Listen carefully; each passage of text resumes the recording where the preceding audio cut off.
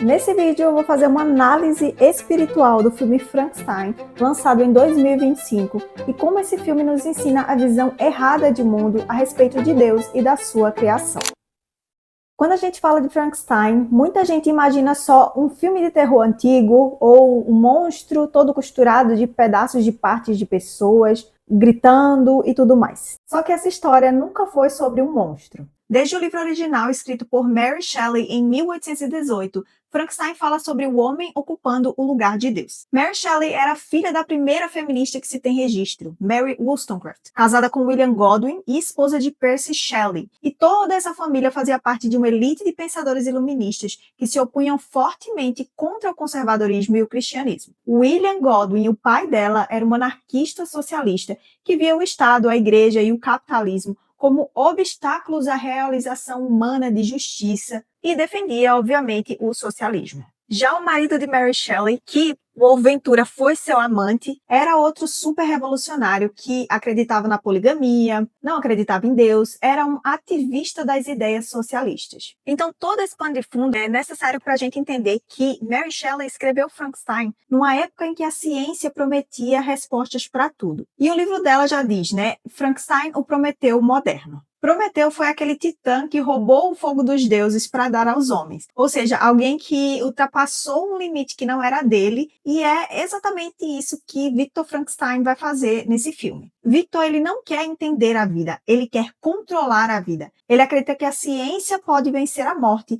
e supostamente corrigir os erros de Deus. Então esse é o retrato do pecado original reaparecendo com outra roupagem. Sereis como Deus. Isso se lembra alguma coisa? Então quando a criatura finalmente ganha vida, o Victor ele percebe que aquilo não é nada natural. E quando perguntam que tipo de demônio fez aquilo, ele responde, eu fiz. E essa frase ela resume tudo. Para ele, né, o problema nunca foi a criatura, o problema sempre foi o Criador. E o mais interessante é que a criatura, ela nasce inocente. Ela não escolheu existir. Ela aprende observando o mundo e é rejeitada não pelo que faz, mas simplesmente por quem ela é. E essa ideia, gente, ela não surge do nada. Ela é muito forte no Iluminismo, que foi o período que moldou profundamente o pensamento moderno e a forma como o Ocidente passa a enxergar o ser humano. Jean-Jacques Rousseau, que é um dos principais filósofos iluministas, resumiu essa visão na famosa frase: o homem nasce bom, a sociedade que o corrompe. Então, essa afirmação, ela muda completamente a forma de entender o mal. Antes, a cosmovisão cristã,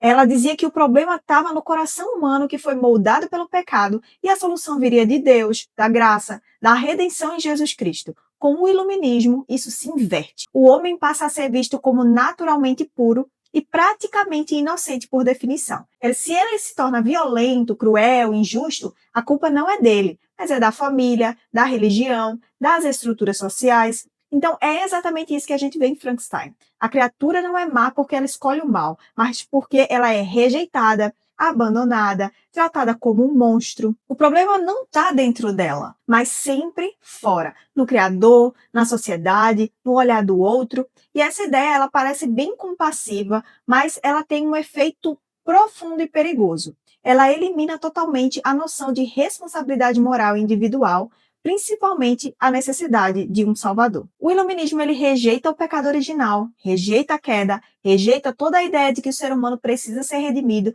porque se o homem é bom por natureza, ele não precisa de arrependimento, não precisa de cruz, não precisa da graça, ele só precisa de educação, ciência e progresso. E quando Deus se torna desnecessário, o homem automaticamente ocupa esse lugar. Então por isso que Frankenstein não é só uma história de ficção científica ou terror. Ele é um reflexo direto dessa mudança de visão de mundo, onde o mal deixa de ser um problema espiritual e passa a ser sempre algo externo. Então essa, gente, é a base de todo o pensamento secular moderno. E é exatamente essa lógica que a Bíblia confronta desde o Gênesis até os Evangelhos. O tempo todo o filme mistura símbolos cristãos e pagãos, né? O aparelho que dá a vida à criatura tem uma forma de cruz, e isso não é por acaso. Quando o Victor faz todo o serviço, né, ele diz, está terminado, que é uma clara referência às palavras de Jesus na cruz. Mas no caso do Victor não tem redenção, somente aquela arrogância travestida de genialidade. Então Frankenstein não é uma história sobre monstros, é uma história sobre a humanidade que abandonou seu criador e deseja a todo custo usurpar esse lugar. Então o homem abandona Deus e se torna Deus de si mesmo. e passa a brincar de criador. Esse é um bom filme